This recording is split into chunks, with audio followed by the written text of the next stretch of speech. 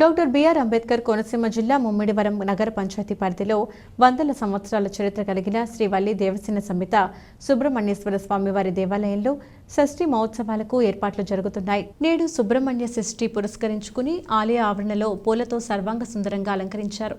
వేలాదిగా భక్తులు తరలి రానున్న నేపథ్యంలో క్యూలైన్లు ఏర్పాటు చేశారు. ఈ రోజు కళ్యాణం, రేపు షష్ఠి మహోత్సవం జరగనుంది. ఆలయ నిర్వాహకులు ఏర్పాట్లు పూర్తి చేశారు.